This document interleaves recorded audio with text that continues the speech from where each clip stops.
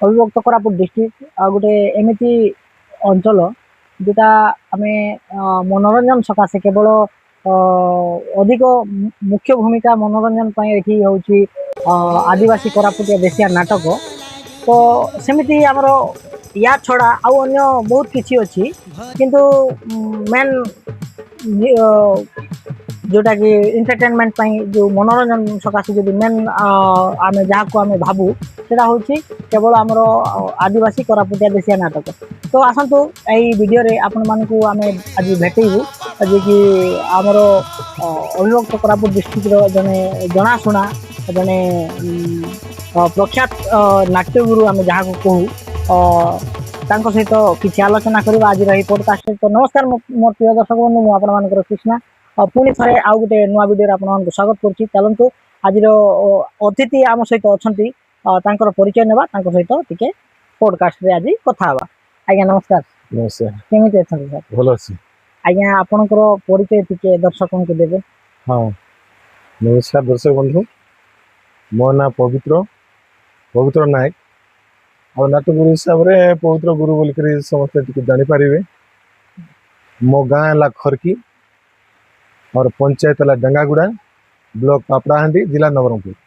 तो दर्शक बंधु पर्सनल लाइफ विषय में आम आज यही पॉडकास्ट रे कथा हवा। तो वीडियो रे कंटिन्यू थांतु जेहेतु आज यही पॉडकास्ट आपण मन को बहुत भल लागिवो आउ आशा करछि आपण को निहाती भाव रे पसंद आछियो। तो आज्ञा आपनकर घरे एबे कोन करंती, आपनकर फैमिली मेंबर केते आउ एबे आपण कोन करंती कोन सेटा कोन?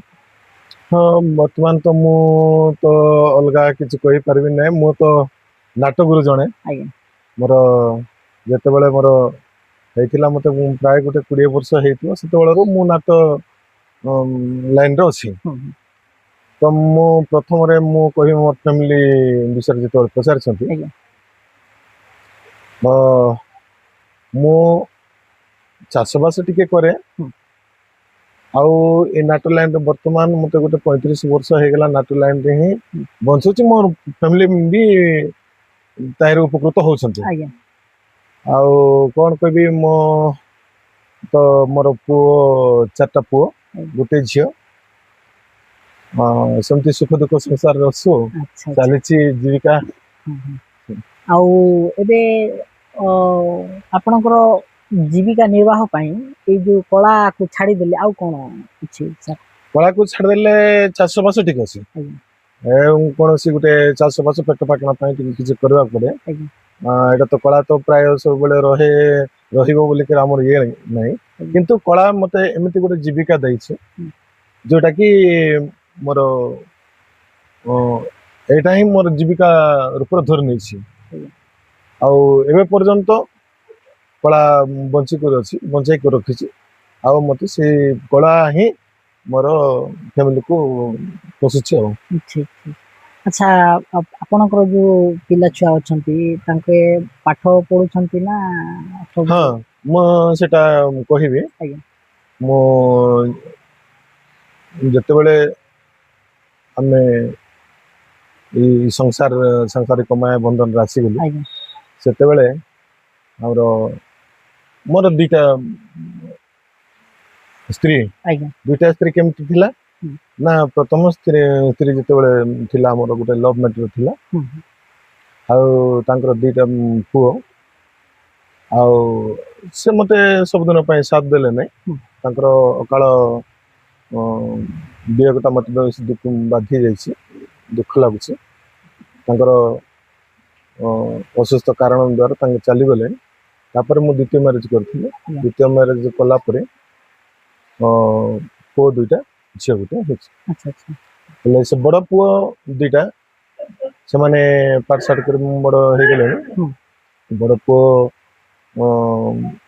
सान पुओ से माने गोटे कंपाउंड अछंती बेंगलोर रे, से माने काम करूछंती। आउ एबे जो मोर बड़ पुओ जोटा एबे सेकंड जो वेट तो तागर वर्तमान से माने पाठ पढुछंती। अच्छा अच्छा।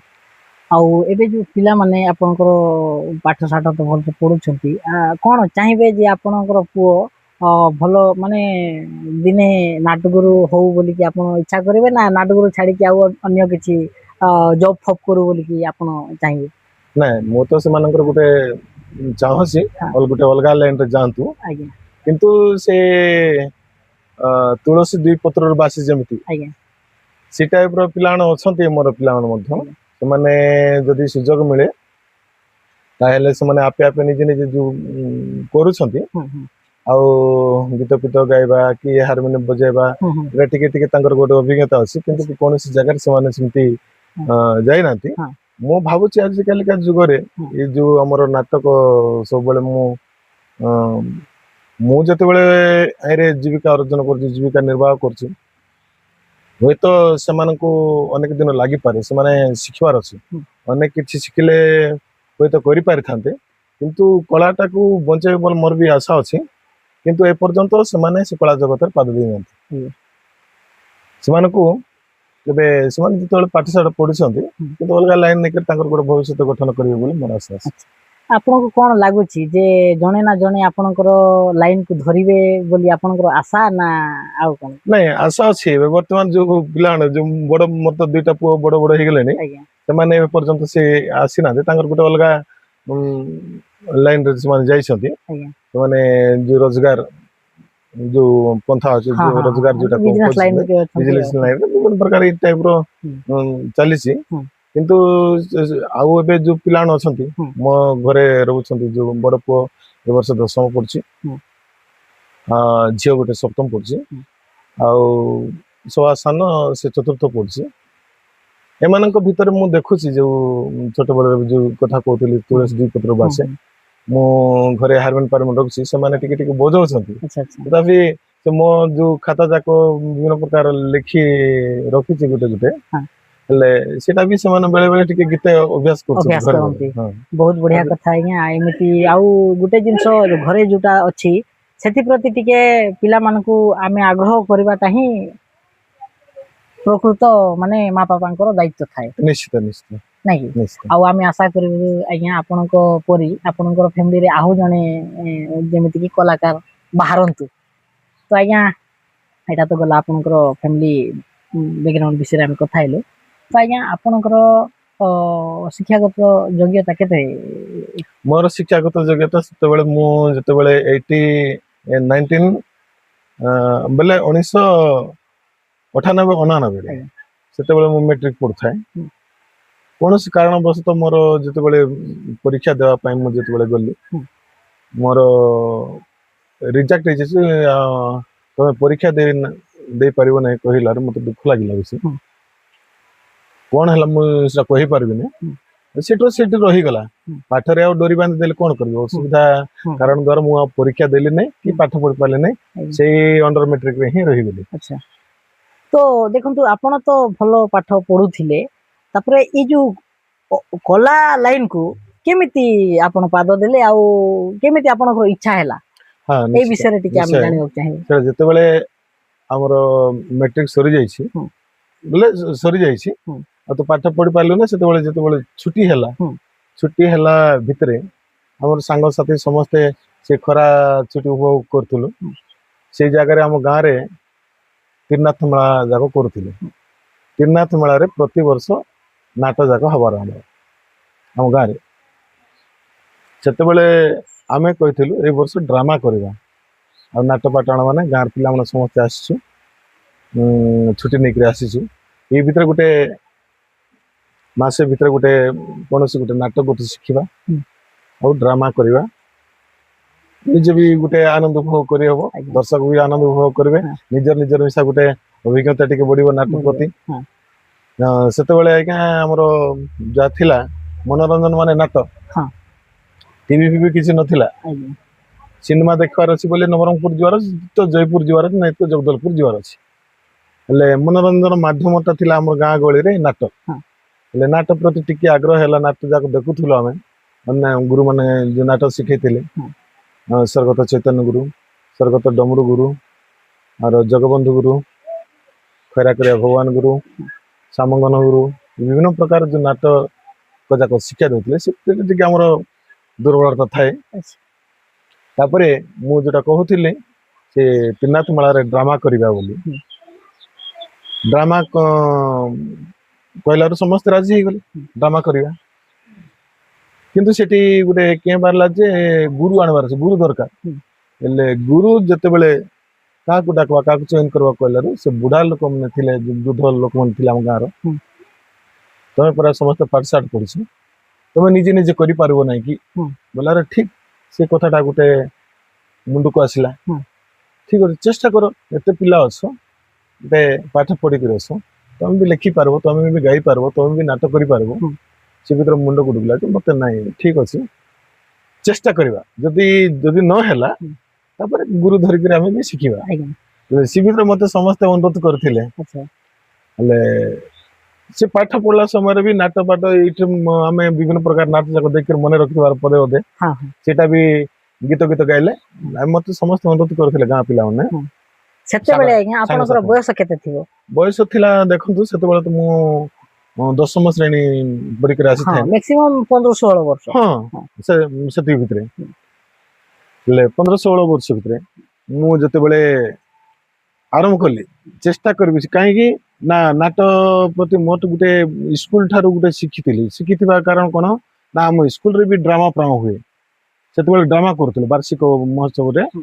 ଡ୍ରାମା ଯାକ କରୁଥିଲେ କିନ୍ତୁ ସେଠି ମୁଁ ପାର୍ଟ ନେଇନଥିଲି ମୋ କ୍ଲାସମେଟ୍ ପିଲାମାନେ ମୋର ସାଙ୍ଗସାଥି ମାନେ ସମସ୍ତେ ସେଠି ଅଭିନୟ କରିବାର ଡ୍ରାମା ଯାକ କରୁଥିଲି ଆଜ୍ଞା ହେଲେ ସେଇଠି ଦେଖିଲି ଆମର ବହିରେ ଏକାଙ୍କିକା ଯାକ ଥିବ ହଁ। ନାଟକ ବହି ହଁ। ନାଟକ ବହି ଆମର ଯୋଉ ନାଟକରେ ବିଭିନ୍ନ ପ୍ରକାର ଏକାଙ୍କିକା ବିଭାଗ ଗୁଡିକ ଥିବ ହୁଁ। ସେଇଟାକୁ ଆମେ ନାଟ୍ୟ ରୂପାନ୍ତର କରି ଆମେ ନାଟ ଯାକ ଶ୍ରେଣୀ ଗୃହରେ ଆମେ ଠିକ ଅଭିନୟ ଠିକ ଠିକ ଠିକ ଅଭିନୟ ଟାଇପର ପରିବେଷଣ କରୁଥିଲୁ କରୁଥିଲ ହଁ ହେଲେ ସେଇ ଟାଇପର ଦେଖିଲା ବେଳକୁ ଆଗରେ ଯେତେବେଳେ ଯୋଉ ଗ୍ରାମ ପେନ୍ ଯୋଉ ଇଏ ଥିଲା ଆଜ୍ଞା ଆଜ୍ଞା ସେଠି ଗୀତିନାଟ୍ୟ ଯାକ ବାଜୁଥିଲା ହୁଁ ହୁଁ ହୁଁ ଯେମିତି ଦୁର୍ଯ୍ୟୋଧନ ବୋଧ ଅଭିମନ୍ୟୁ ବୋଧ ହୁଁ ହୁଁ ହୁଁ କୀଚକ ବୋଧ ହୁଁ ଏ ପୌରାଣିକ ନାଟ ହୁଁ ଯାକ ହୁଁ ଗୀତିନାଟ୍ୟ ଯାକ ଶୁଣିକରି ସେଇ ପ୍ରଭାବରେ ହୁଁ ଆମକୁ ଟିକେ ସେ ଭିତରେ ଆସିଲା ଆଜ୍ଞା ହେଲେ ସେଇ ପ୍ରଭାବ ଟା ନେଇକିରି ଆମ ଗାଁରେ ଯେତେବେଳେ ନାଟ ଆରମ୍ଭ କଲୁ କରିବାକୁ ଗଲି ହଁ ଲେଖିବା ପାଇଁ ହୁଁ ତ ଜଣେ ଗୁରୁ ଥିଲେ ଆମ ଗାଁରେ ପୂର୍ବ ଆଗ କାଳର ଗୁରୁ ହୁଁ ତାଙ୍କେ ଆମ ଅଞ୍ଚଳର ଦେଶିଆ ଭାଷାରେ ସେମାନେ ନାଟ ଶିଖେଇବେ ଆଚ୍ଛା ତ ଆମେ ଜାଣିନୁ କୋଉ ପ୍ରକାର ଷ୍ଟୋରି କରିବୁ ହଁ ପୁରାଣ ନାଟ ଆମେ ପୁରାଣ ପାଠ ପଢିନୁ ହେଲେ କଣ କରିବୁ ସେ ଭିତରେ ସେ ଗୁରୁ କହିଲେ କି ନା ମୋର ପାଖରେ ଗୋଟେ ମୁଁ ଲେଖିଥିଲି ଗୋଟେ ବହି ହୁଁ ସେଟା ମୋର ଦେଶିଆ ଭାଷାରେ କିନ୍ତୁ ତମେ ଏବେ ଯୋଉଟା କରିବ ସେଟା ଡ୍ରାମା ଯଦି କରିବ ତ ଓଡିଆ ଭାଷା ନିଶ୍ଚିତ ଭାବରେ ଲାଗିବ ତେଣୁକରି ମୁଁ ସେ ଷ୍ଟୋରିଟା କହିଦେବି ସେଟାକୁ ଟିକେ ନେଇକରି ଲେଖେ ହୁଁ କହିଲାରୁ କହେ କାହିଁ କୁହ ତାଙ୍କେ କହିଲେ କି ନାଇଁ ଦଣ୍ଡି ଶରଣ ବୋଲିକରି ଦଣ୍ଡି ରାଜା ବୋଲିକରି ନାଁ ଦେଇଥିଲେ ହୁଁ ତାଙ୍କେ ହୁଁ ଦଣ୍ଡି ରାଜା ବା ଉର୍ବଶୀ ହରଣ ବୋଲିକରି କିନ୍ତୁ ସେଟା ପ୍ରକୃତରେ ସେ ଦଣ୍ଡି ରାଜାଙ୍କର ଚରିତ୍ର ବଢିଆ ଷ୍ଟୋରି ଗୋଟେ ଥିଲା ହେଲେ ସେଇଟା ଯେତେବେଳେ କହିଲାରୁ ମୁଁ ଆରମ୍ଭ କଲି ତାକୁ ନାଟ୍ୟ ରୂପାନ୍ତର ଦେଲି ହୁଁ ହେଲେ ସେ ଟାଇପର କରି ଯେତେବେଳେ ଲେଖିଲି ଲେଖିଲା ଭିତରେ ସମସ୍ତେ ଆସିକି ମୋ ସାଙ୍ଗସାଥି ପିଲାମାନେ ନାଇଁ ଭଲ ହେଇଛି ଆଉ ତୁ ଲେଖି ସାରେ ତାପରେ ନାଟ ଶିଖ ସେଠି ଗୋଟେ ମାଟି ହାଣ୍ଡିରେ ବାଜା ଗୋଟେ ଥିବ ହୁଁ ଆମର ଯୋଉ କୋଉଠି ସେ ଆମର ତ୍ରିନାଥ ହୁଁ ମନ୍ଦିର ଯୋଉ ବାଜା ଫାଜା ଖୋଳ ହୁଁ ହୁଁ ଟାଇପର ଥିବ ସେଇ ଆଜ୍ଞା ବାଜା ସାଙ୍ଗରେ ଟିକେ ବଜେଇ କରି ଗୀତ ଗାଇଲା ନାଇଁ ଭଲ ଅଛି ତା ରାଜା ବାରବାଟା ଠିକ ଅଛି ରାଣୀ ବାରବାଟା ଠିକ ହୁଁ ଅଛି ଏଟା ସବୁ ଯାକ ଠିକ ଅଛି ଏଟା କରି ଲୁଚି ଚପିକରି ଆମେ ନାଟ ଶିଖୁଥିଲୁ ହଁ ଜଣେ ସାର୍ ଥିଲେ ଆମର ଟିଚର୍ସ ଥିଲେ ଆମର ଗାଁରେ ହୁଁ ଆମର ଗୁରୁ ଯିଏ ପାଠ ପଢଉଥିଲେ ତାଙ୍କେ ଗୋଟେ ଦିନ କଣ ବେଶୀ ସ୍କୁଲ ସାଇଡରେ ବାଜା ବାଜୁଛି ବୋଲିକିନା ଦେଖିଲେ ଯେ ନାଇଁ ମାନେ ନାଟ ଶିଖୁଛନ୍ତି ଆମର ପିଲାମାନେ ହୁଁ ହୁଁ ମତେ ତା ସକାଳେ ନାଇଁ କହିଲେ ରେ ପବିତ୍ର ପୁରା ନାଟ ଶିଖୁଛ କିରେ ନା ଆଜ୍ଞା ନାଟ ଶିଖୁନୁ ଆଜ୍ଞା ଏମିତି ଗୋଟେ ଖାଲି ହଁ ମଜା ହଁ କରୁଛୁ ହଁ ଆଜ୍ଞା ନାଇଁ ମୁଁ ଶୁଣିଲି ପୁରା ଗୋଟେ ନାଟ ଶିଖୁଛ ମୁଁ ଝରକା ପାଟ ଯାଇକରି ମୁଁ ଶୁଣୁଛି ହଁ ଗୀତ ଭଲ ଅଛି ଆଉ ଡାଇଲଗ ଫାଇଲଗ ଯାହା କରିଛ ଆଜ୍ଞା ଭଲ ଲାଗୁଛି ହୁଁ ମୁଁ ଯଦି ତମେ ଯଦି ଚାହିଁବ ମୁଁ ଗାଁ ସାରା ଲୋକଙ୍କୁ କହିବି ସାଙ୍ଗେ ସାଙ୍ଗେ ଆଖଡା ଶାଳ ଗୋଟେ ବନେଇଦେବି ନାଟ ଆରମ୍ଭ କର ଠିକ ହଉ ଆଜ୍ଞା ବୋଲିଲେ ହୁଁ ତାଙ୍କେ କହିଦେଲେ କି ଗାଁରେ ନାଇଁ ପିଲାମାନେ ନାଟ କରିବେ ଆଉ ଆଖଡ଼ା ଶାଳ କର ବୋଲି ସାଙ୍ଗେ ସାଙ୍ଗେ ପିଲାମାନେ ଯାଇକରି ଗୋଟେ ଆଖଡ଼ା ଶାଳ ବନେଇଦେଲେ ଠିକ ଗୋଟେ ଦିନ ରେଡି ଆଜ୍ଞା ଆମେ ସେଠି ଶୁଭ ନାହିଁ ଭୁବ ନାହିଁ କିଛି ନାହିଁ ଆରାମ ସେମିତି କରିଦେଲେ ହୁଁ। ସେଠୁ ଆରାମ କଲାରୁ ମୁଁ ସେତେବେଳେ ଲାଜ ମୁଁ ତ ହାରମୋନିୟମ ଜଣା ନାହିଁ ହଁ। ବାଜା ଜଣା ନାହିଁ ହଁ। ଗୀତ ଗାଇବି ଆଜ୍ଞା ଗାଇବାଟା ବି ଜଣା ନାହିଁ ତଥାପି ଲାଜ ଲାଗୁଥାଏ ତାପରେ ବି ସାଙ୍ଗସାଥି ମାନଙ୍କ ଗହଣରେ ସେଟା ଆରମ୍ଭ କଲୁ ବାଜା ଫାଜା କଲେ 2-4 ଦିନ ଗଲା ପରେ ତାଙ୍କୁ ଗୋଟେ ହାରମୋନିୟମ ଗୋଟେ କିଣିଦେଲେ ଗାଁରେ ହାରମୋନିୟମ ଗୋଟେ ସେକେଣ୍ଡ ହ୍ୟାଣ୍ଡ ହାରମୋନିୟମ ଗୋଟେ କିଣିଦେଲେ ସେଟାକୁ ମୁଁ ନିଜେ ଶିଖିକିନା ଗୋଟେ 15 ଦିନ ଭିତରେ କିଛିଟା ଶିଖି ପାରିଲି ହଁ।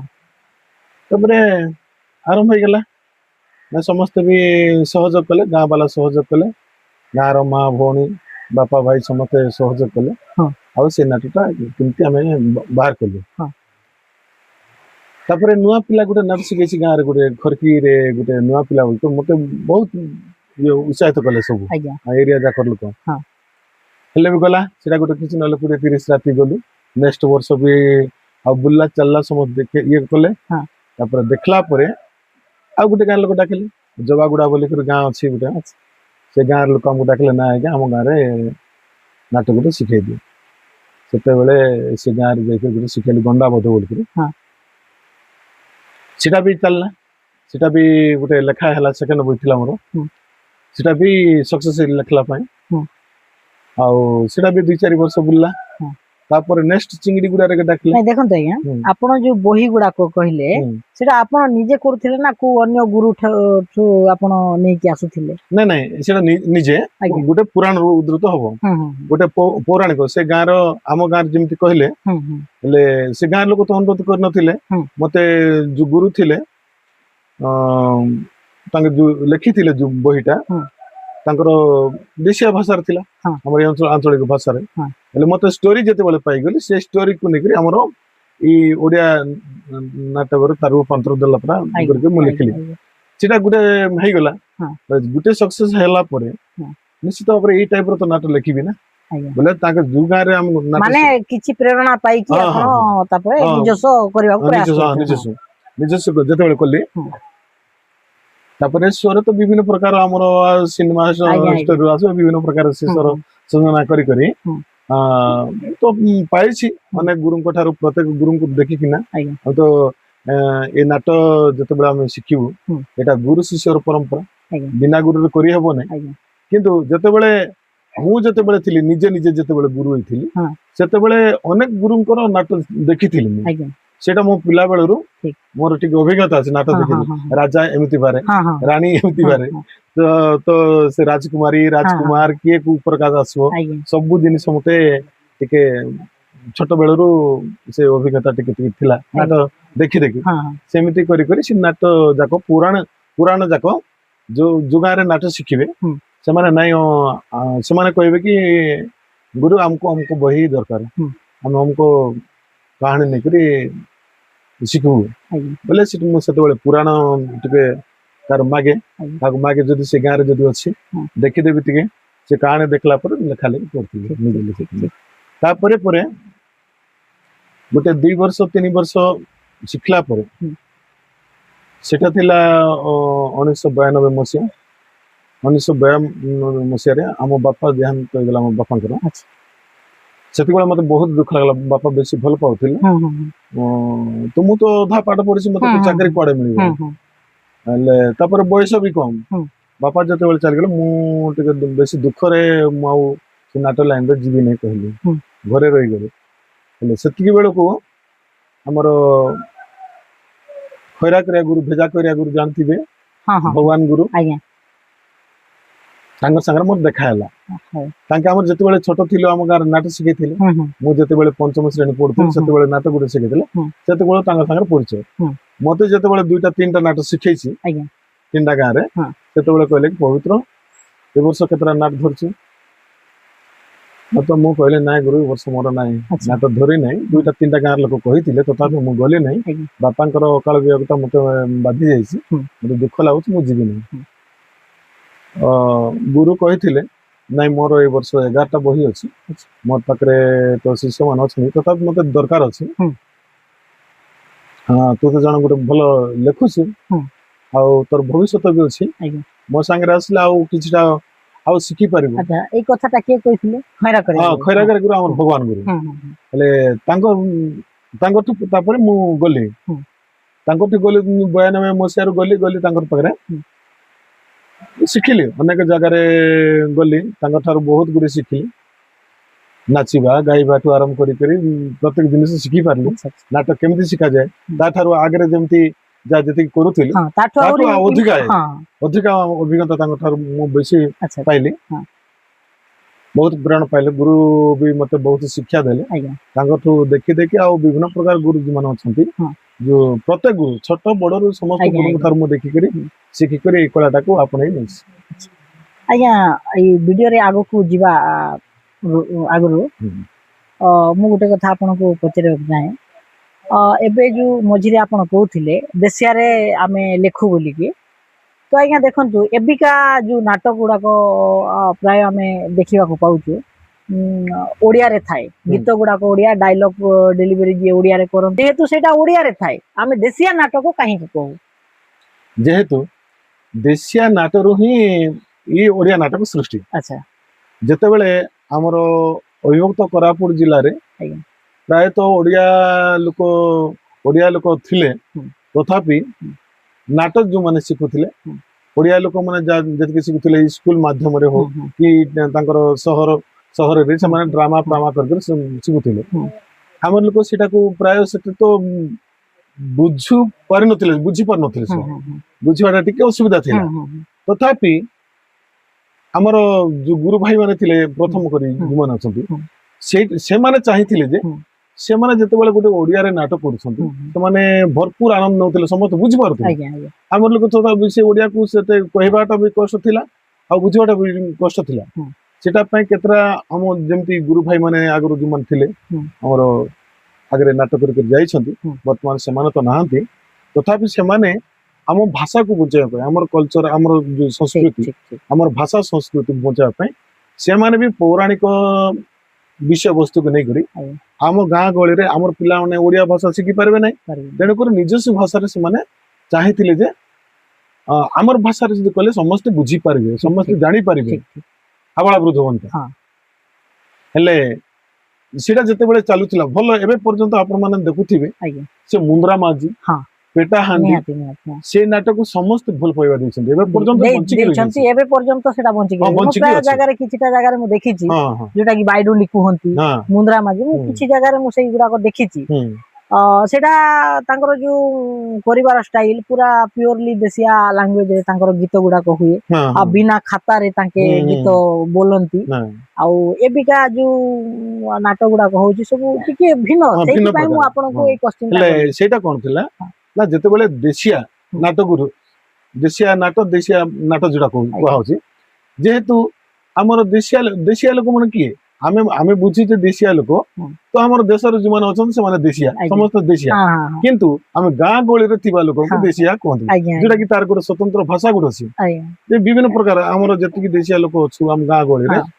ପ୍ରତ୍ୟେକ ଜାତିର ଗୋଟେ ସ୍ୱତନ୍ତ୍ର ଭାଷା ଅଛି ଠିକ ହେଲେ ସେ ଭାଷାକୁ ନେଇକରି ହୁଁ ହୁଏତ ପ୍ରଥମ କରି ଆମର ନାଟ ହଁ ଯୋଉଟା ହଁ ସୃଷ୍ଟି ହେଇଥିଲା ଆମର ହଁ ହଁ କୋରାପୁଟ ଜିଲ୍ଲାରେ ହଁ ତେଣୁକରି ତାକୁ ଦେଶିଆ ନାଟ ହିଁ କୁହନ୍ତି ଠିକ ଆଉ ଅଧିକାଂଶ ଆମେ ଆଦିବାସୀ ପୁରପୁଲରେ ବେଶୀ ଆଦିବାସୀ ଲୋକ ହୁଁ ଅଛୁ ଆଦିବାସୀ ହରିଜନ ହୁଁ ହୁଁ ଗିରିଜନ ହୁଁ ବିଭିନ୍ନ ପ୍ରକାର ଲୋକ ବିଭିନ୍ନ ଅଛୁ ପ୍ରକାର ଏମାନେ ହଁ ସମସ୍ତେ ମିଶିକରି ନାଟ କରୁ ହୁଁ ତେଣୁକରି ଆମେ ସେ ଭାଷାକୁ ଦେଶିଆ ଭାଷା କୁହନ୍ତି ହୁଁ ତେଣୁକରି ସେ ଭାଷାରୁ ଆରମ୍ଭ ହେଇଥିଲା ସେଟା ପାଇଁ ବୋଲି ଦେଶିଆ ନାଟ କରୁ ଆଚ୍ଛା ଆଚ୍ଛା ହେଲା ଆଚ୍ଛା ସେଟା ପାଇଁ ବୋଲି ତ ବହୁତ ମାନେ କିଛି ମତେ ଜାଣିବାକୁ ମିଳିଲା ଆଜ୍ଞା ଯେହେତୁ ମୋର ମନରେ ଗୋଟେ ସବୁବେଳେ ଗୋଟେ କୋଶ୍ଚିନ୍ ଥାଏ ଯେ ଏଇ ଯୋଉ ଓଡିଆରେ କରୁଛନ୍ତି ଓଡିଆରେ ଗୀତ ବୋଲୁଛନ୍ତି ଆଉ ପୁଣି ଆଦିବାସୀ କୋରାପୁଟିଆ ଦେଶିଆ ନାଟକ ବୋଲିକି କାହିଁକି କୁହାଯାଏ ଏଇ ମୋର କୋଶ୍ଚିନ୍ ଟା ମୋ ମୁଣ୍ଡରେ ସବୁବେଳେ ଘୁରି ବୁଲୁଥିଲା ଯେହେତୁ ଆଜି ଆପଣଙ୍କ ପାଖରେ ପହଞ୍ଚିଲାରୁ ଏଇ କୋଶ୍ଚିନ୍ ର ଆନ୍ସର ଟା ମୁଁ ଆଜି ପାଇପାରିଲି ତ ଆଜ୍ଞା ପୁଣି ଥରେ ଆପଣଙ୍କର ସେଇ ଜାଗାକୁ ଯିବା ତ ଆପଣଙ୍କର ଯୋଉ ଖଇରା କରିବା ପାଖରେ ଆପଣ ଥିଲେ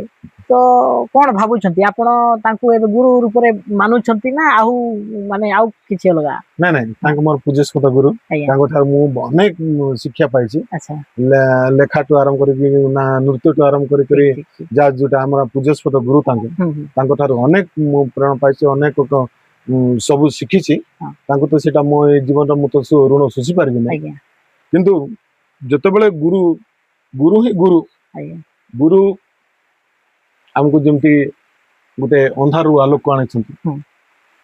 हेले तांको मु कोन कहबी ठीक, तांको ठीक। तो आउ जते ଆଉ धन्यवाद देबी actually ଆଜ୍ଞା ଗୁରୁର ୱାର୍ଡ ହିଁ ସେଇଟା ଅନ୍ଧାରରୁ ଯିଏ ଆଲୋକକୁ ଆଣେ ସେ ଗୁରୁର ଅର୍ଥ ହଉଛି ସେଇଟା ନାଇଁ କି हां हां ଆଜ୍ଞା तांको ठारो अनेक शिक्षा पाइछि ହଁ आउ एबे मते तांको बंची करନ୍ତି तांको मिसा देछंती ହଁ मु जते बेले तांको ठारो तो शिक्षा पाइ कि न दीक्षा नै करी शिक्षा पाइली ହଁ आउ अ, एबे जते बेले मु खरकी नाटक शिखेइले जते बेले ଆଚ୍ଛା ମୁଁ ଖର୍କି ବିଷୟରେ କହିବି ହୁଁ। ଆପଣଙ୍କର ଆଜ୍ଞା ପ୍ରଥମ ନାଟ କୋଉଟା ଥିଲା ଯୋଉ ଆପଣଙ୍କର ସେ ପ୍ରଥମ ଯୋଉଟା ୟଙ୍ଗ ଟାଇମରେ ଯୋଉ କରୁଥିଲେ ସେଟା ଛାଡିଦେଲା ପରେ ଯୋଉଟା କି ଆପଣଙ୍କର ଗୁରୁ ସହିତ ଥିଲେ ଗୁରୁକୁ ଛାଡିଦେଲା ପରେ ଆପଣ ପର୍ସନାଲି ପ୍ରଥମ ନାଟକ ଆପଣଙ୍କର କୋଉଟା ଥିଲା हाँ प्रथम नाटक ହୁଁ।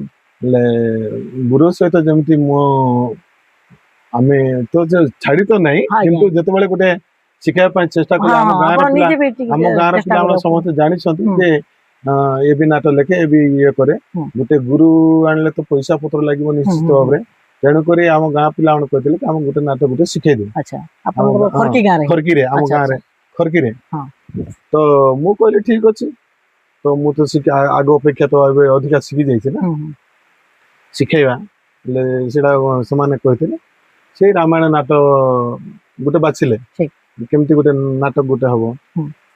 ରାମାୟଣ କାହାଣୀକୁ ନେଇକରି ହୁଁ। ଶିଖାନ୍ତୁ ବୋଲିକରି କହିଲା ହୁଁ। ସେ ସେଠୁ ଗୋଟେ ଆରମ୍ଭ କରୁଥିଲି ହୁଁ, ସେଟା ହୁଁ, ହୁଁ। ସେଟା 2003 ମସିହାରେ ଯୋଉଟା ବାହାରିଥିଲା ଆଜ୍ଞା ସେଟା 2002 ମସିହାରେ ଲେଖା ଲେଖି ହଁ, ଆରମ୍ଭ ହଁ, କରିଥିଲୁ ହଁ। କିନ୍ତୁ ତଥାପି ସେତିକିବେଳେ ଆମେ କାଳ୍ପନିକ ଜଗତରେ ଥିଲୁ ହଁ ହଁ କାଳ୍ପନିକ ବହି ଯାକ ଗୁରୁମାନଙ୍କ ସାଙ୍ଗରେ ରହିକିନା ବିଭିନ୍ନ ପ୍ରକାର ନାଟ ହୁଁ। ଯାକ ଶିଖଉଥିଲୁ ହୁଁ।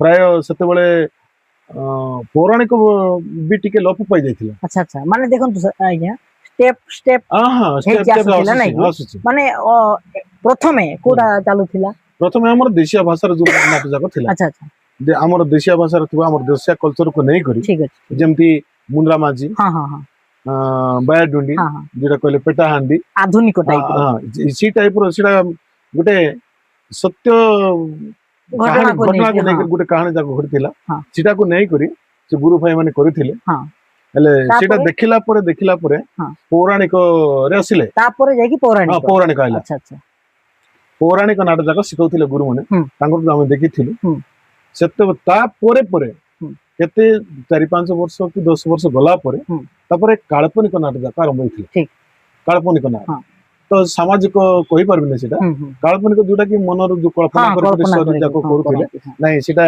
ଯେତେବେଳେ ଷ୍ଟୋରି ରାମାୟଣ ମହାଭାରତ ହୁଁ ହୁଁ ବିଭିନ୍ନ ହୁଁ ସରିଲା ହୁଁ ପରେ ହୁଁ ସେଟା ଆସିଥିଲା କାଳ୍ପନିକ ହୁଁ ସେଟାକୁ ଗୁରୁମାନେ ଅନେକ ଯେତିକି ଗୁରୁମାନେ ଥିଲେ ଆପଣେଇଥିଲେ ହଁ ନିଜେ ନିଜେ ମାନେ ଆପଣେଇଥିଲେ ନିଜେ କରି ସେଟା ଠିକ ଠିକ କରୁଥିଲେ ନିଜେ ନିଜେ ହେଲେ ଯାହାକୁ ଯୋଉଟା ହଁ ହଁ ପସନ୍ଦ ମାର୍କେଟ ଦେଖିକି ନାଇଁ କି ଦେଖିକରି କରୁଥିଲେ ହଁ ସେଇ ଭିତରେ ମୁଁ ଗୁରୁଙ୍କ ପାଖରେ ରହିକିନା ହଁ ଆପଣ ଧରିଥିଲେ ହଁ ଡାଇରେକ୍ଟଲି ପୌରାଣିକ ନା ନାଇଁ କି ପୌରାଣିକ ତାପରେ ଆଚ୍ଛା ଆଚ୍ଛା ଯେତେବେଳେ ମୁଁ ଗୁରୁଙ୍କ ହଁ ଠାରୁ ଓହରି ଯାଇଥିଲି ଠିକ ସେତେବେଳେ ପୌରାଣିକ ଆହୁରି କରିବା ହଁ ସେତେବେଳେ ଅନେକ ଲୋକ କହିଲେ ଏବେ ତ କାଳ୍ପନିକ ଯୁଗ ଯୁଗ ତମେ ପୌରାଣିକ ଆହୁରି କିଏ ଧରିଲ ଭଲ ପୌରାଣିକ କିଏ ମନ ଇଚ୍ଛା କରିବେ ହଁ ହଁ ଏଇଟା କିଏ ଦେଖିବେ ନାହିଁ ଦେଖିବେ ନାହିଁ ଦେଖିବେ ନାହିଁ ଠିକ ଅଛି କଣ କରିବାର ଯୋଉମାନେ ଶିଖୁଛନ୍ତି ପିଲାମାନେ ହୁଁ ସେ ମତେ ଅନୁରୋଧ କରିଛନ୍ତି ହୁଁ ସେଇଟା ଗୋଟେ ଲେଖିବା ପାଇଁ ମତେ ତ ମୋର ବି ଇଚ୍ଛା ନଥିଲା ସେଇଟା ଲେଖିବାଟା ହଁ ହଁ ହଁ ଇଚ୍ଛା ନାହିଁ ହଁ। ତ ଏଇଟା ଗାଁର ଇଚ୍ଛା ଅନୁସାରେ ଲେଖିଲି ମାନେ ଯେତେବେଳେ ଆପଣ ବି ଦୁବିଧାରେ ଥିଲେ ଯେ ହଁ ଏଇଟା ହଁ ଆକ୍ଚୁଆଲି ଚାଲିବ ନା ନାହିଁ ଚାଲିବ ନା ନାହିଁ ହଁ ଆଉ ହେଲେ ଆଗ ବାହାର ଲୋକ ଯୋଉମାନେ ଯୋଉ ମତେ ଜାଣୁଛନ୍ତି ଠିକ ଠିକ ସେମାନେ ସବୁ ଯାକ କହୁଛନ୍ତି ନାଇଁ ସେଟା ନାଇଁ ଅଲଗା ଅଲଗା ଷ୍ଟୋରି କର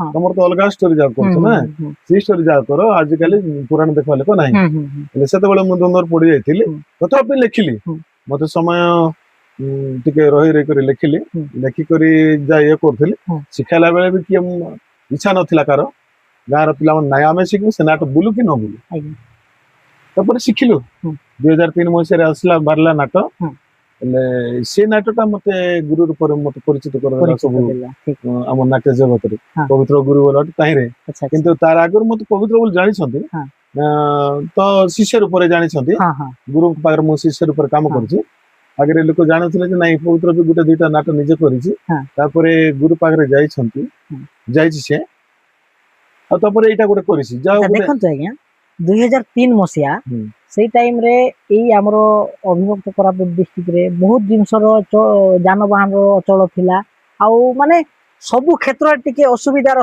ସାମ୍ନା କରିବାକୁ ପଡିଥିଲା ସେଇ ଟାଇମ ରେ ଆପଣଙ୍କର ଯୋଉ ଯେତେବେଳେ ଆସେ ରାମାୟଣ ନାଟକ ସୁପରହିଟ୍ ତାପରଠୁ ବ୍ଲକବଷ୍ଟର ହେଇଯାଏ ଆପଣ କେବେ ଭାବିଥିଲେ କି ଆପଣଙ୍କର ଯୋଉ ରାମାୟଣ ନାଟକ ଅବିଭକ୍ତ କୋରାପୁଟ ଡିଷ୍ଟ୍ରିକ୍ଟରେ ସୁପର ହିଟ୍ ହବ ବୋଲି ଆପଣ କେବେ ଚିନ୍ତା କରୁଥିଲେ? ନା ମୁଁ ସେଟା ଚିନ୍ତା କରିନଥିଲି। ହଁ। ନାଟ ଯେତେବେଳେ ଆମର ଓପେନ ଗଲୁ ଆମେ ହଁ। ଉଦ୍ଘାଟନ ଯେତେବେଳେ ହେଲା ଆଜ୍ଞା ଆମେ ଆମେ ନାଟ ଶିଖୁ କଣ ପାଇଁ ନା ନା କମାଇବା ପାଇଁ ଆଜ୍ଞା। ଆମର ସେତେବେଳେ ଇଏ ଥିଲା ଆମେ କୌଣସି ପିଲା ପଇସା ନିଅନ୍ତି ନାହିଁ ହୁଁ। କି ଆମେ ବି ପଇସା ଆଜ୍ଞା, ଆଜ୍ଞା। ନଉନଥିଲୁ ହଁ ହଁ ଆମେ ସମସ୍ତେ ତାମାନେ ଖୁସି ପାଇଁ ଫ୍ରିରେ ନାଟକ କରୁଥିଲେ କି? ଫ୍ରିରେ ନାଟ କରୁଥିଲୁ ଆମକୁ 50 କି 100 ଟଙ୍କା ଦଉଥିଲେ ହଁ ହଁ ହଁ ବାବଦରେ ହଁ ଆଉ ସେତେବେଳେ ଖରକିରେ ନାଟ ଯେତେବେଳେ ବାହାରିଥିଲା ହଁ। ସେଇଟା ପ୍ରଥମ କରି 1500 ଟଙ୍କାରେ ଯାଇଥିଲା। ଆଚ୍ଛା ମାନେ ବୁକିଂ ଯାଇଥିଲା ହଁ 1500 1500 ଟଙ୍କା। ଟଙ୍କା ହଁ ହଁ ନାଟ ବାହାର ଯେତେବେଳେ ଓପେନ କଲୁ ହୁଁ। ଓପେନ କରି 15-20 ଦିନ ଗଲା ନାଟ ହୁଁ। କିଏ ପଚାରୁନାହାନ୍ତି ମାନେ ବହଣା ପଡୁନାହିଁ। ବଣ ବିଲକୁ ପଡୁନାହିଁ ଆଜ୍ଞା ସେଟା ମୁଁ ଭାବିଲି କଣ ନା ଏଇ ନାଟ ଆଉ ଚାଲିବ ନାହିଁ ହଁ এটা ବେକାର ହଁ କରିଦେଲି ସତରେ ମାନେ ବହୁତ ହାରାସମେଣ୍ଟ ହେଇଯାଇଥିଲେ। ହାରାସମେଣ୍ଟ ଚାଲିବ ନାହିଁ। ହଁ ଯେତେବେଳେ ଆମ ଗୋଟେ ଭାଟି ଗୋଟେ ଲୋକ ତାଙ୍କର ମ୍ୟାରେଜ ରେ ବଇଣା ଦେଇଥିଲେ ଆଜ୍ଞା ଆଜ୍ଞା 1500 ଟଙ୍କାରେ ହଁ ଏଇ ପାଖ ଗାଁଟା ବୋଲିକରି ଗଲୁ ଆମେ ଟ୍ରାକ୍ଟରରେ ଯାଇଥିଲୁ ହଁ ଟ୍ରାକ୍ଟରରେ ଆମର ଯିବାର ଆସିବାର ସେତେବେଳେ ଚାଲି ଚାଲି ବି ଯାଉଥିଲୁ ହୁଁ ସାଇକେଲ ମିଶା ଯାଉଥିଲୁ କିନ୍ତୁ ସେଦିନ ଫାଷ୍ଟ ବଣା ବୋଲିକରି ନାକି ହୁଁ ଆମେ ଟ୍ରାକ୍ଟରରେ ଯାଇଥିଲୁ। ଠିକ ଦେଖ ଟ୍ରାକ୍ଟର ଭଡା ମାଇକ ଭଡା ହଁ ଗୁରୁ ଭଡା ସେ ସମସ୍ତେ 1500 ଟଙ୍କାରେ ହେଇଯାଉଥିଲା କି ସାର୍? 1500 ଟଙ୍କା ଆରାମସେ ସେଠି ହଁ 400-500 ଟଙ୍କା ବଳକା ହବ ବଳକା ହେଇଯାଉଥିଲା। ବଳକା ହେଇଯିବ ହଁ ହଁ କେମିତି ଥିଲା ହଁ ଟ୍ରାକ୍ଟର ଥିଲା 300 ଟଙ୍କା ଠିକ ମାଇକ ସେଟ ଥିଲା 300 ଟଙ୍କା ହୁଁ 600 ଟଙ୍କା 600 କଲା ଟଙ୍କା ହଁ ହଁ ଗୁରୁ ମାନଙ୍କୁ ଦେବେ 50-100 ଯାହା ଯୋଉଟା ଯାହା ବି ବାଜା ହଉ ବାଲା ହଁ ଥିଲେ ଆମେ ହଁ ଗୋଟେ ହଁ 2-4 ଲୋକ ହଁ ଥିଲୁ ହଁ ହଁ ଆମକୁ ବି ସେ ଗୋଟେ ଦେଇଥିଲେ ସେମାନେ ଗୋଟେ 500 ଟଙ୍କା ଆଜ୍ଞା କୁହ ଆଜ୍ଞା 100 ଟଙ୍କା ହଉ ଠିକ କି ଠିକ ଯାଉ କି ଠିକ ଠିକ ପଇସା ହେଇଗଲା ବଳକା ବି ହେଇଗଲା ହଁ ହେଲେ ସେ ଭିତରେ ଆଉ 200-300 ପିଲାମାନଙ୍କୁ ଚା ଜଳଖିଆର ବ୍ୟବସ୍ଥା ଚା ହେଇଗଲା ଜଳଖିଆ ହଁ 5 ଟଙ୍କା ଖାଇଦେଲେ ହଁ ଆରାମସେ ହଁ ହଁ ସମସ୍ତଙ୍କୁ ହଁ ହେଇଯିବ ହଁ ହେଲେ ସେଇଟା ବେଶୀରେ ହେଲେ 150 ଟଙ୍କା କି ହୁଁ 150 ଟଙ୍କା ଭିତରେ ଚା ଜଳଖିଆ ହେଇଥିଲା ଆଜ୍ଞା ହେଲା ହଁ ସେତିକି ଆଚ୍ଛା ଆଚ୍ଛା ହେଲେ ସେଇଟା ମୁଁ ଭାବିଲି ହଁ ଗୋଟେ ଯାହା ହଉ ଯୋଉଟା ବି ଗଲୁ ହଁ ହେଲେ ସେଦିନ ଗୋଟେ ଘଣ୍ଟା ନାଟ ହେଇଛି ହୁଁ ବର୍ଷା ହେଲା ହୁଁ ବର୍ଷା ଏମିତି ବର୍ଷା ହେଲା ଯେ ପୁରା ଆମର ଡ୍ରେସ ପଟାଠୁ ଆରମ୍ଭ କିନା ସବୁ ସବୁ ଭିଜିଗଲା। ଯାକ ଭିଜିଗଲା ଆଜ୍ଞା ଭିଜିଗଲା ପରେ ସେଠି ବୋଧେ ଯାହା ଥିଲା ସବୁକୁ ଧୋଇକି ନେଇଗଲା ପାପ ଦୋଷ ଯାହା ଥିବ କି କଣ ଥିବ ଠିକ ଠିକ ଠିକ ସେ ସବୁ ଯାକ ହଁ ଧୋଇକି ପଳେଇଲା ହଁ ତାର ନେକ୍ସଟ ଯେତେବେଳେ ଆଇଲା ଆମର ଶିବରାତ୍ରିକୁ ମଣା ପଡିଲା ଆଜ୍ଞା ଦୁଇଟା ପାଖାପାଖି ଆମ ଗାଁ ପାଖରେ ହୁଁ ବିକ୍ରମପୁରରେ ହୁଁ ଫାଷ୍ଟ ସେକେଣ୍ଡ ବଣାଟା ହୁଁ ଥାର୍ଡ ବଣାଟା ଆସିଥିଲା ଚଟାହାଣ୍ଡି ଶିବରାତ୍ରି ହୁଁ ଚଟାହାଣ୍ଡି ଶିବରାତ୍ରି ଆମର ନାଟଟା ପୁରା ହାଇଲାଇଟ ହେଇଗଲା ହୁଁ ସେଇଠୁ ଆସିଲା ଯେ ଏତେ ବୁଲିଲା ହୁଁ ମୁଁ ତ ଆଉ କଣ କହିବି ହୁଁ ସେଇଟା ତ ହୁଁ ଆପଣ ଜାଣିଛନ୍ତି ଆଜ୍ଞା ସେମିତି ଆଜ୍ଞା ଆଜ୍ଞା ଦେଖନ୍ତୁ ସେତେବେଳେ ତ ଫୋନ ଯୋଗାଯୋଗ ନଥିଲା କେମିତି ଆସନ୍ତି ମାନେ ଯୋଉ ଦର୍ଶକ ହଁ ଆପଣଙ୍କ ପାଖରେ କେମିତି ଆସୁଥିଲେ ମାନେ ହଁ ଘରେ ଆସିକି ବୁକିଂ ହଁ କରିଥିଲେ ନା? ବୁକିଂ କରେ ହଁ ନାଇଁ ଘରେ କରିବେ ଘରେ ଠିକ ଏବେ ଦେଖନ୍ତୁ ଥରେ ଯେତେବେଳେ ଆମର ତ ସେତେବେଳେ ଯୋଗାଯୋଗ କିଛି ନଥିଲା ନା ହଁ ହଁ ସମସ୍ତେ ଦେଖୁଥିଲେ ଗୋଟେ ଜାଗାରେ ଯଦି ନାଟ ହଉଥିଲା ସେ 40ଟା 50ଟା ଗାଁ କି 100ଟା ଗାଁ ଲୋକ ବି ଆସିକରି ନାଟ ଦେଖୁଥିଲେ ଦେଖୁଥିଲେ ସେତେବେଳେ ହୁଁ ହୁଁ ହୁଁ ମନୋରଞ୍ଜନ ମାଧ୍ୟମ ସେଟା ମାଧ୍ୟମ ସେଟା ଗୋଟେ ଯାତ୍ରା ବି ଦେଖୁଥିଲେ ହୁଁ ନାଟ ହୁଁ ବି ଦେଖୁଥିଲେ ହୁଁ ଖୁସି ହେଇକରି ଘରକୁ ଯାଉଥିଲେ ସବୁ ଆଜ୍ଞା ସେମାନେ ଦେଖିଲେ ଯେ ନାଇଁ ଏତିକି ଏତିକି ଲୋକ ଦେଖିଲେ ହୁଁ ନାଇଁ ସେ ନାଟ ଭଲ ଅଛି ଭଲ ଅଛି ଭଲ ଅଛି ନିଶ୍ଚିତ ଭାବରେ ତାଙ୍କୁ ତୁଣ୍ଡ ଭଲ ବାଇଦ ଲାଗିବ ସହସ୍ର କୋଶ ସହସ୍ର କୋଶ ଆଜ୍ଞା ସେ ଅନୁସାରେ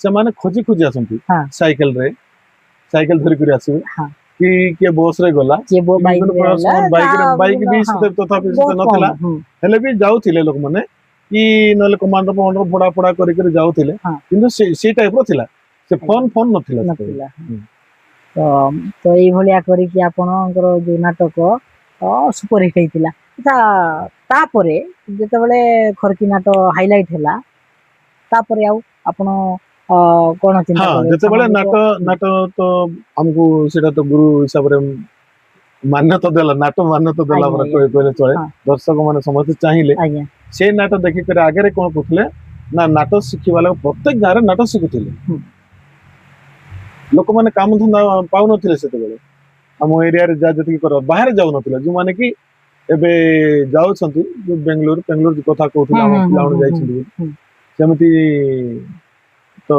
ଯାଉନଥିଲେ ହୁଁ ହୁଁ ଗାଁ ଗହଳିରେ ଯାହା ମିଳିଲା କୁଲି ବୁତି ଯାହା ମିଳିଲା ସେମାନେ ସେଟାରେ ଚଳି ଯାଉଥିଲେ ଚଳି ଯାଉଥିଲେ ହେଲେ ମନୋରଞ୍ଜନ ମାଧ୍ୟମ କଣ ମନୋରଞ୍ଜନ ମାଧ୍ୟମ ଏଇଟା ଥିଲା ହୁଁ ଯୋଉମାନେ ପିଲାମାନେ ଖାଲି ଥିଲେ ଖାଲି ଥିବା ଜାଗାରେ ଆମେ ମିଶା ଗୋଟେ ନାଟ ଶିଖିବା ଏଇ ତମ ପଡ଼ିଶା ଗାଁରେ ନାଟ ଶିଖୁଛନ୍ତି ଆମେ ମିଶା ଗୋଟେ ନାଟ ଶିଖିବା ଆମେ ବି ମନୋରଞ୍ଜନ କରିବା ଆମର ଭାଇଚାରା କେମିତି ସୃଷ୍ଟି କରିବା ଗାଁ ଗାଁ ଭିତରେ କେମିତି ଗୋଟେ ରହିବ ସଂଯୋଗ ଗୋଟେ ରହିବ ହୁଁ। ସେ ଟାଇପର ହେଇକରି ଡାକିଲେ ଆମକୁ ଯେତେବେଳେ ନାଇଁ ସେ ପବିତ୍ର ଗୁରୁ ବି ନାଟ ଶିଖେଇବା ପାଇଁ ଭଲ ନାଟ ଗୋଟେ ହୁଁ। ଶିଖେଇଛନ୍ତି ତାଙ୍କ ଗାଁରେ ହୁଁ। ହେଲେ ଆମେ ବି ଆସିକରି ତାଙ୍କ ସେ ଗୁରୁକୁ ଡାକିକିରି ଆମେ ବି ଶିଖିବା ସେମିତି ଅନେକ ଗାଁରେ ଡାକିଥିଲୁ ଆଚ୍ଛା ଆଚ୍ଛା ଆଉ ସେମିତି ଏମିତି ଗୋଟେ ଡାକିଲା ଭିତରେ ହୁଁ। ଗୋଟେ ଦୁଇଟା ସେକେଣ୍ଡ ବର୍ଷର ଆରମ୍ଭ ହେଇଗଲା ଆମ 8ଟା 9ଟା 10ଟା 8ଟା 9ଟା 10ଟା ହୁଁ। 10ଟା 12ଟା ପର୍ଯ୍ୟନ୍ତ ଆମେ ପ୍ରତିବର୍ଷ ନାଟ କାଢୁଥିଲେ। କାଢୁଥିଲୁ ଠିକ ଠିକ ଠିକ ତ ଦେଖନ୍ତୁ ଆଜ୍ଞା 2003 ରୁ 2026 ଏବେ 26 ଛାଡି ଦିଅନ୍ତୁ 25 ହୁଁ। 2003 ରୁ 2025 ଭିତରେ ଯେତେ ବର୍ଷ ବିତିଗଲା ହୁଁ। ଏଇ ଭିତରେ ଆପଣ କେତେ ଖଣ୍ଡ ନାଟକ ଆପଣ ଶିକ୍ଷା ଦେଇଥିଲେ? ହଁ ମୋର ତ 2003 ରୁ ଆଜ୍ଞା ଯଦି ହିସାବ କରିବେ ହୁଁ।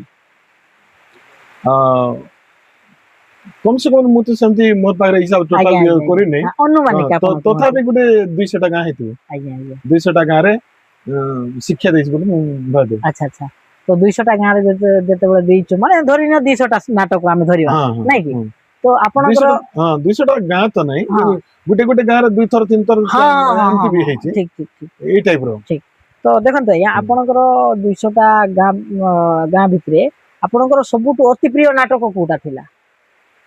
ହଁ କହିବାକୁ ଗଲେ ତ ମୋ ନିଜ ଗାଁ କଥା କହିବି ଖରକି ନାଟ ହିଁ ମୋ ନିଜ ଗାଁ ଟା ଆଉ ଖରକି ମୁଁ ନାଟଟା ଭାବୁଥିଲି ସେଇଟା ସେଇ କଥା ହିଁ କହିବେ ଗୁରୁ ବୋଲିକି ହୁଁ।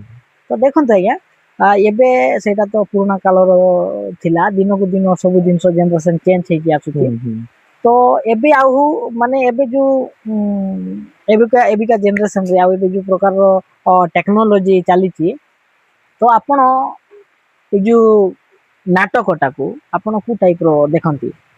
ଯେମିତି ଧରିନିଅ ଆପଣଙ୍କୁ 2ଟା ଏକ୍ଜାମ୍ପଲ ଦେବି ଗୋଟେ ନାଟଗୁରୁ ମାନଙ୍କର ବ୍ୟବସାୟର ମାର୍ଗ ନା ଆପଣଙ୍କର ଆମର ଯୋଉ କଲଚରର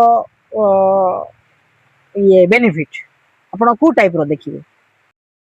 ହଁ ସେଟା ମୁଁ କହିବି ଆଜିକାଲି ଯୋଉ ନାଟକ ଚାଲିଛି ଆଜ୍ଞା ଏଇଟା ଆମର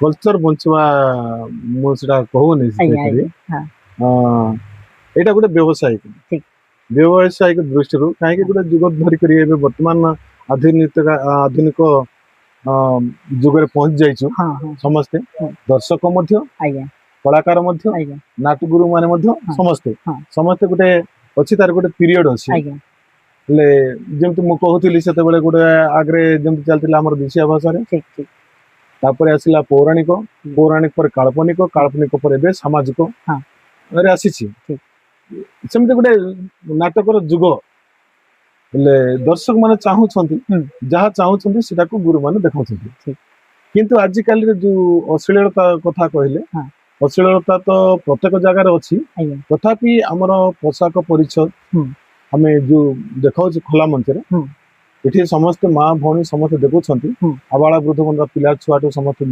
ଦେଖୁଛନ୍ତି ହୁଁ ଯୋଉ ନାଟକ ଯଦି ଭଲ ପାଉଛନ୍ତି ଦର୍ଶକ ଭଲ ପାଇବା ଦେଉଛନ୍ତି ହୁଁ ନିଶ୍ଚିତ ଭାବରେ ସେଠି ଯଦି ଆମେ ଅଶ୍ଳୀଳତା ଯଦି ରଖିବା ହୁଁ ସେ ଅଶ୍ଳୀଳତା ଦର୍ଶକ ମାନେ ବି ଶିଖିବେ ନିଶ୍ଚୟ ସେମାନେ ବି ତାଙ୍କର ବାପା ମା ଆଗରେ ରାସ୍ତା ଘାଟରେ ଏଠି ସେଠି ସମସ୍ତେ ସିଏ ଅଭିନୟ କରୁଛନ୍ତି ଆମେ ନାଟକରେ ଏକା ଖାଲି ଆମେ ଷ୍ଟେଜରେ ଆସିକରି ନାଟକ କଲେ ସେ ଅଭିନୟ କଲେ ସେଟା ଅଭିନୟ ନୁହଁ ଆଜ୍ଞା ଆମେ ପ୍ରତ୍ୟେକ ଦର୍ଶକ ହଁ ହଁ ପ୍ରତ୍ୟେକ ଲୋକ ଆମେ ଗୋଟେ ଅଭିନୟ କରୁଛୁ ହୁଁ ହୁଁ ହୁଁ ଏଇଟା ଅରିଜିନାଲ ଘୁରି ଯାଉଛି ଆଜ୍ଞା କାହିଁକି ଯେହେତୁ ସେ ନାଟକର ପ୍ରଭାବରେ ହୁଁ ହୁଁ ହୁଁ ଆଜିକାଲି ଯୋଉମାନେ ନାଟକ ଦେଖୁଛନ୍ତି ନାଟକ ପ୍ରେମୀ ଯାକ ଅଛନ୍ତି ଆଚ୍ଛା ଏବେ ପର୍ଯ୍ୟନ୍ତ ସିନେମା ତ ପ୍ରତ୍ୟେକ ଘରେ ଅଛି ଟିଭି ଅଛି ହୁଁ ହୁଁ ପ୍ରତ୍ୟେକ ପକେଟରେ ହୁଁ ହୁଁ ମନୋରଞ୍ଜନ ଅଛି ଆଚ୍ଛା ତଥାପି ବଡ ବଡ ସିନେମା ହଲ କମି ଯାଉଛି ଲୋକଙ୍କର ଦର୍ଶକ ଆଜ୍ଞା ନାଇଁ ଆଜ୍ଞା ତଥାପି ସେ ସହର ଲୋକ ଦେଖୁଛନ୍ତି ଦେଖୁଛନ୍ତି ହେଲେ ଆମର ଯୋଉ ଦେଶୀ ଅଞ୍ଚଳରେ ଆମର ଦେଶିଆ ଗାଁ ମାନଙ୍କୁ ହଁ ଆମର ପର୍ବପର୍ବାଣୀ ଯାହା ଯେତିକି ବିବାହ ଖାସ କରି ଆମର ଅବିଭକ୍ତ ଅଭିଭୂତ କୋରାପୁଟ ଜିଲ୍ଲା ଆଜ୍ଞା ମୁଁ ଅନ୍ୟ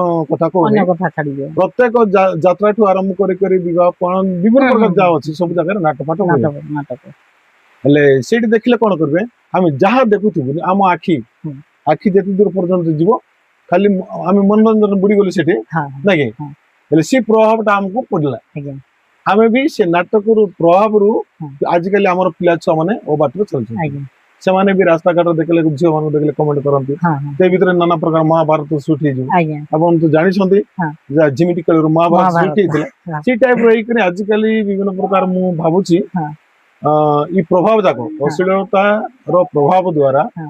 ଅଶ୍ଳୀଳତା ଦ୍ଵାରା ଯାହା ଯାହା ପ୍ରଭାବ ଅଛି ନାଇଁ କି ହଁ।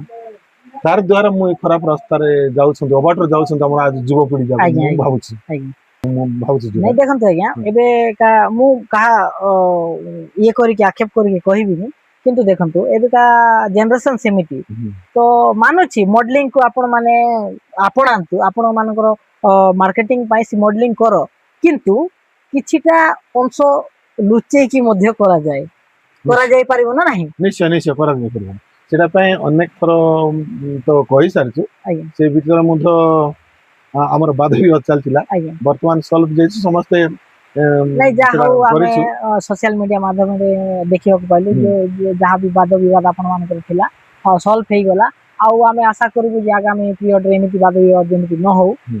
ତ ଦେଖନ୍ତୁ ଆଜ୍ଞା ସେ କଥା ଆମେ ଛାଡ଼ିଦେବା ତ ଏବେ ପୁଣି ଆପଣଙ୍କ ପାଖକୁ ଆସିବା ତ ଦର୍ଶକ ବନ୍ଧୁ ଆପଣ ମାନେ ସମୟ ବେଶୀ ହେଇଗଲା ବୋଲି ଆପଣ ମାଇଣ୍ଡ କରନ୍ତୁନି ଆଉ କିଛି ସମୟ ଅପେକ୍ଷା କରନ୍ତୁ ଆହୁରି ଇଣ୍ଟରେଷ୍ଟିଂ କଥା ଗୁଡାକ ରହିଯାଇଛି ଯଦି ଲଙ୍ଗ ହେଇଯିବ ଆପଣ ମାନେ ଧୈର୍ଯ୍ୟର ସହିତ ଭିଡ଼ିଓଟା ଦେଖନ୍ତୁ ଆଜ୍ଞା ଏବେ ଏବେ ଆପଣ ଏଇ ଯୋଉ 2026 ରେ ଆପଣଙ୍କର ଆଉ କୋଉ ଜାଗାରେ ପ୍ରିପାରେସନ ଚାଲିଛି କି ନା ଏଇଟା ତ ପ୍ରଥମ କରି ଏଠି ଆମେ ଆସିଛୁ ଏଇ ଗାଁରେ ଯୋଉଠି ଆମେ ବସିଛୁ ଆଜ୍ଞା ଆଜି ଯାଉ ଗୋଟେ ଶୁଭ ଦିନ ଥିଲା ବୋଲି ଆପଣଙ୍କ ସହିତ ଦେଖା ହେଲା ଆଜ୍ଞା ଆଉ ଆମେ ଆସିଛୁ ଏଠି କୋରାପୁଟ ଜିଲ୍ଲା ବୋରିଗୁମା ବ୍ଲକ ଆଜ୍ଞା ବେଣାସୁର ପଞ୍ଚାୟତ ଆମର ବିଷ୍ଣୁପୁର ନିକଟରେ ଆମର ଗୋଟେ କେରାପୁଟ ଗାଁ ଆଜ୍ଞା এই କୋରାପୁଟରେ ଆମେ ଏଠି ଆଜି ଶୁଭ ପଡିଛି ପ୍ରଥମ କରି ଆଜ୍ଞା ତାପରେ ବି ଡାକୁଛନ୍ତି ଆଉ 2-3ଟା ଗାଁ ମୁଁ ଗଲା ପରେ ହିଁ କହିବି ଠିକ ଠିକ ତାର ଆଗରୁ ମୁଁ କହିବି ନାହିଁ ହଁ ହଁ ହଁ ଡାକିଛନ୍ତି ଦୁଇ ଜାଗାରେ ଗଲା ପରେ ଆରମ୍ଭ କଲା ପରେ ହିଁ ମୁଁ କହିବି ଆଜ୍ଞା